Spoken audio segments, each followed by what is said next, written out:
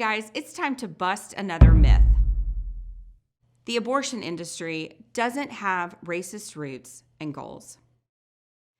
Our nation is no stranger to divisive debates over which human beings deserve basic human rights. But ultimately, history always sides with those who defend the inalienable rights made plain in the Declaration of Independence: life, liberty, and the pursuit of happiness for all.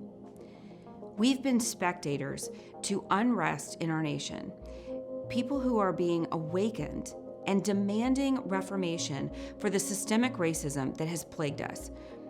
We've seen monuments defaced, vandalized, and even torn down, institutions changing their names, and businesses changing their practices. It's been called a cultural revolution of sorts.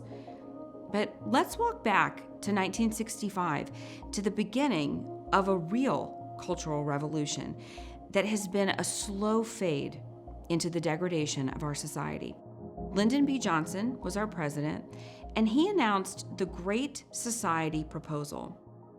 He promised to eradicate poverty, which was fully embraced by struggling Black Americans. Poor Black mothers did not object to raising their children alone, since they were encouraged by the government to do so, and they would even receive free government money. This was a major impression made by the government on Black culture.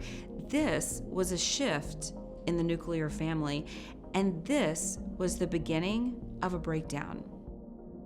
The indoctrination of democratic political rule into Black America convinced an entire demographic of people in believing that the government is for them by convincing them that they are their greatest savior, and by ensuring that they would forever need saving.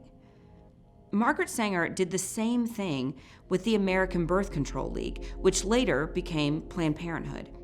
Sanger was credited with organizing and popularizing the modern birth control movement. She even invented the term birth control. But she also embraced the now discredited science of eugenics, which claimed that society would benefit from discouraging the wrong people from reproducing.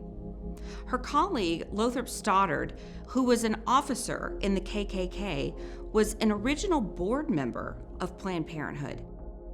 In his 1965 report on Black poverty, Daniel Moynihan told a truth that struck fear in racists everywhere. The Black population was growing. The efforts to control the Black population with birth control and Sanger's family planning education through the Negro Project were failing. While she publicly made the case for choice, make no mistake, her sentiments were clear in her writings. Birth control itself, often denounced as a violation of natural law, is nothing more or less than the facilitation of the process of weeding out the unfit, of preventing the birth of defectives or those who will become defectives. These words are from chapter 18 in Sanger's book, Women and the New Race, and they highlight her motivations. These unfit people that Sanger spoke of included immigrants, the impoverished, and Blacks. Abortion is inseparable from America's history with eugenics. It's guilt by association, and it continues today.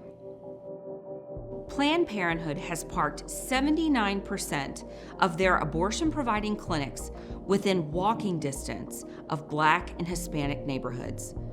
The same people who have been defacing and destroying the historic monuments because they believe the racism appropriated still in these institutions that bear their names should be outraged at the number one killer of people of color in America, Planned Parenthood.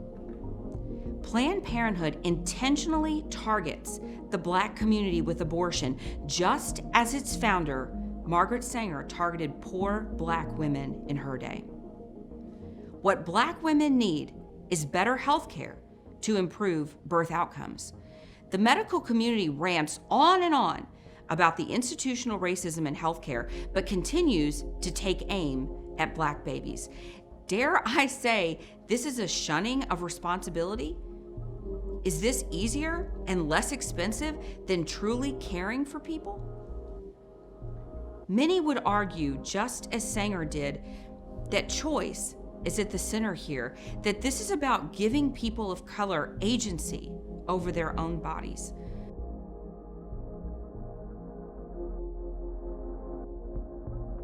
Don't forget, LBJ convinced an entire demographic of people that he was saving them with freedoms, while at the same time ensuring they would forever need saving.